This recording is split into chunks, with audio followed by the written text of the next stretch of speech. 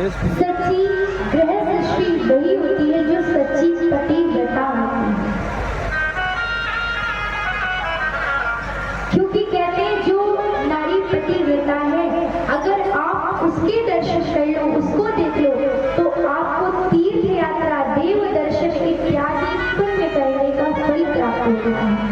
केवल और केवल एक पतिव्रता नारी के दर्शन करने मात्र से इतना बड़ा फल है पतिव्रता नारी के दर्शन करने का। कहते हैं कि वो जो पतिव्रता नारी और उसके पति, उनको साक्षात भूत भावन भोलेनाथ और मैया गौरा के स्वरूप ही देखना चाहिए। और इस संसार में 4 प्रकार की पतिव्रता नारी होती है। पहली होती है उत्तम, दूसरी होती है मध्य, तीसरी होती है निकृष्ट, चौथी होती है अति निकृष्ट। उत्तम कौन सी होती है?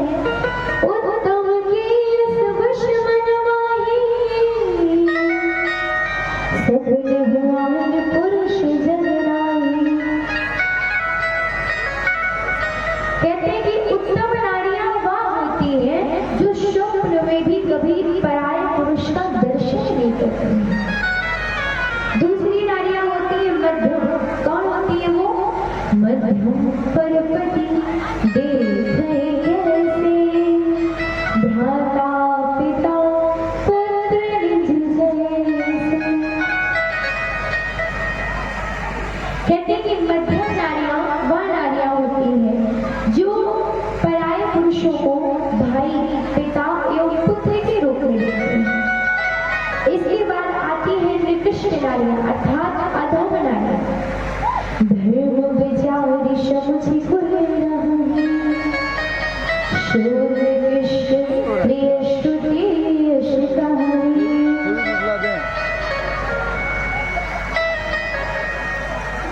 कहते हैं कि जो नारियां अपना धर्म मान करके कभी जीवन में व्यभिचार नहीं करती हैं, वो नारियां निकृष्ट हैं।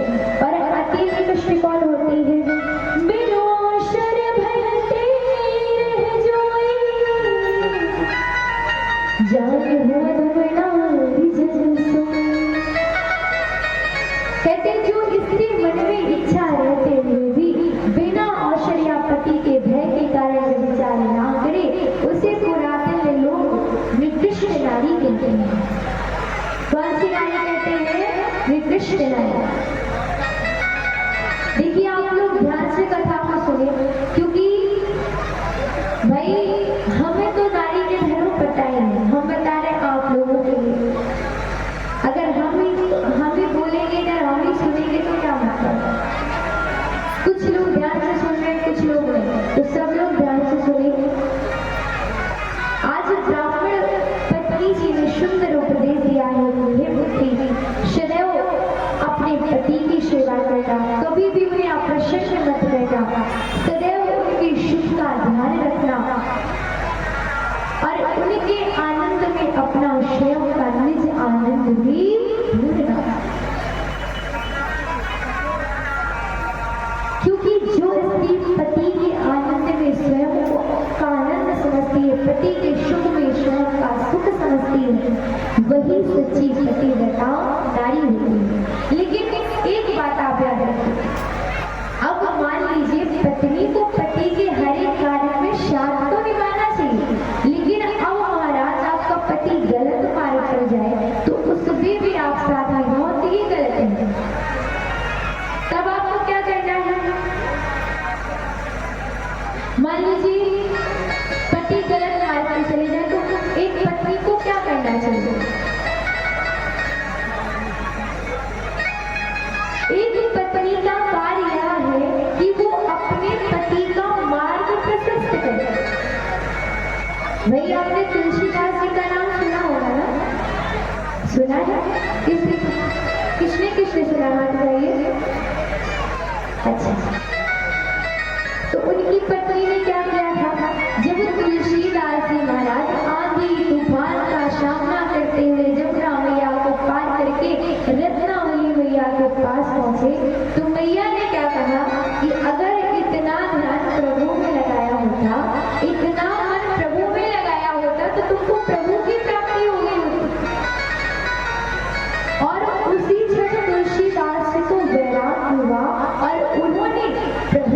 प्राप्ति हुई थी।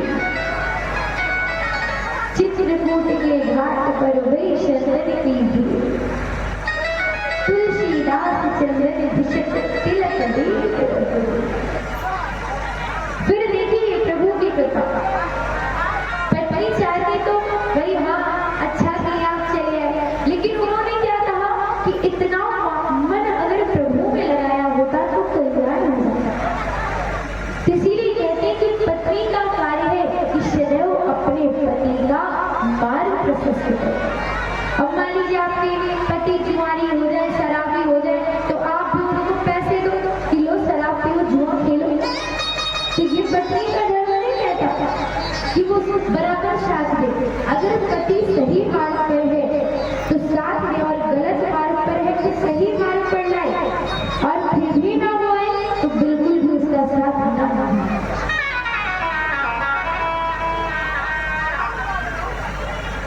बड़ा ही सुंदर उपदेश दिया गया है।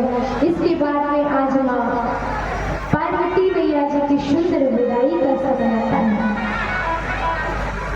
सुंदर विदाई का क्षण आता है, और आज इतना पावन विदाई का क्षण आया है। राजा हिमांशु जी बोले, और सच कहा जाता है कि एक पुत्री की विदाई का जो समय है, कहते हैं ना जब एक बिटिया घर पे होती है तो इससे क्या कहा जाता है, अरे थोड़ा संभाल के रहो, तुम्हें पराए घर जाना है। अरे जब वो पराए घर चली जाती है तो क्या कहते हैं, अरे तुम पराए घर से आई हो। तो ये बताइए बिटिया का अपना घर कौन सा है? अगर वो बेटी समझदार हो जाए तो कह देंगे कि विवाह कर दो बिटिया का, और बेटा नालायक हो तो कहेंगे बेटे का विवाह कर दो। हाँ, ये कौन सी सोच है? अब तो खैर समय बदल रहा है, तो बेटियों की इतनी इज्जत हो रही है। तो महाराज पहले अगर बेटी का जन्म हो जाए तो उसे मार डालते, विवाह हो जाए बेटी का तो ससुराल वाले दहेज की लालच में उसको जिंदा जला देते। इसीलिए जीवन में ऐसा संकल्प रखिए कि बेटे को इतना पढ़ाइए, बेटे को इतना पढ़ाइए कि कभी दहेज लेने की नौबत ना आए, और बेटी को इतना पढ़ाइए कि कभी दहेज देने की नौबत ना आए। और जितनी भी यहाँ पर बेटी बैठी है उनसे एक बात कहेंगे, जैसे आजकल होता क्या है, माता पिता ने बिटिया को घर से बाहर भेजा पढ़ने के लिए, तो बिटिया घर से बाहर तो गई, लेकिन कुछ लोग बहुत फायदा उठाते हैं, चाहे बेटी हो या बेटा दोनों। अब माता पिता यहाँ से इतनी मेहनत के द्वारा इतनी मजदूरी करके बाहर आपको भेजते कि मेरा बेटा पढ़ लिख करके बड़ा इंसान बनेगा, और बुढ़ापे में मेरी लाठी बनेगा, मेरा सहारा बनेगा। लेकिन महाराज वो बिटिया जाती है और पता चले कि रोड पे खड़े होकर के सिगरेट पी रही है, उड़ा रही है, फूंक रही है। सदैव एक बात याद रखिए, जिन पिताजी ने, जिन माताजी ने इतने उपकार के द्वारा, इतने प्रेम के द्वारा आज आपको पढ़ाया लिखाया, इतना बड़ा किया, बाहर भेजा, किस लिए? ताकि आप उनका सहारा बन सको। तो कभी भी उनके विश्वास को मत तोड़ना, क्योंकि यदि माता पिता का विश्वास होगा तो फिर हो सकता है भाई माता पिता ने क्षमा कर दे, लेकिन कहते हैं ना कि जब भाई मान लीजिए जैसे कांच है, एक बार टूट जाए तो आप कितना भी फिर जोड़िए, रस्सी है बीच से टूट जाए, जोड़िए, गांठ तो पड़ी जाएगी। तो इसीलिए माता पिता इतना विश्वास करते हैं आपके ऊपर, आपको भेजते हैं बाहर, तो कभी भी उनके विश्वास को मत तोड़िए, कभी भी बुरी संगत में मत पड़िएगा, कभी भी बुरी संगत में जाकर के उनको धोखा मत दीजिएगा, क्योंकि माता पिता आपके लिए बहुत कुछ करते हैं, जितने उपकार उनके हैं।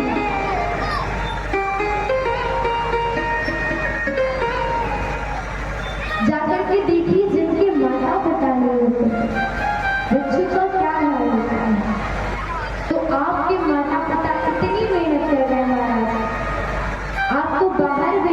सदैव उनके विश्वास को बना करके रखेगा।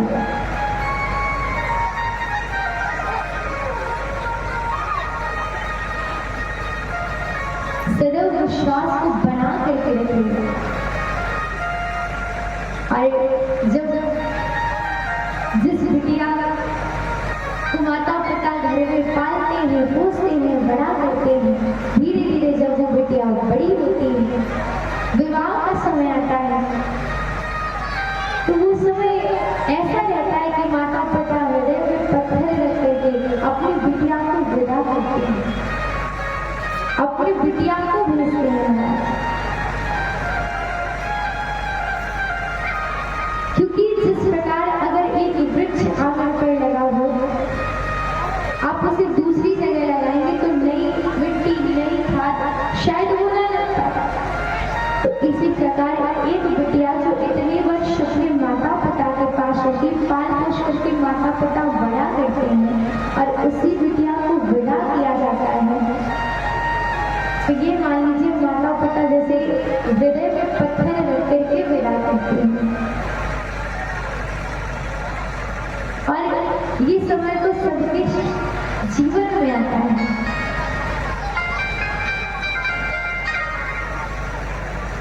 भाई आज जो आपकी माँ है वो भी कल विदा होके आएगी, लेकिन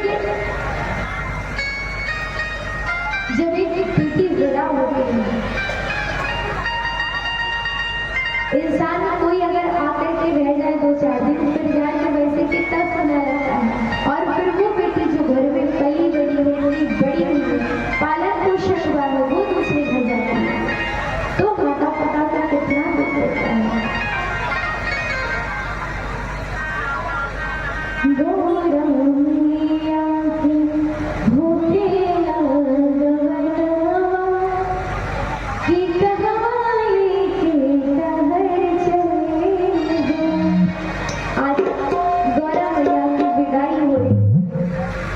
राजा हिमाचल जी इतना रो रहे हैं, इतना रो रहे हैं, मैया को हृदय से लगाया है। अंतर मैना मैया वो भी बहुत रो रहे हैं, जितने नर नारी सब रो रहे हैं।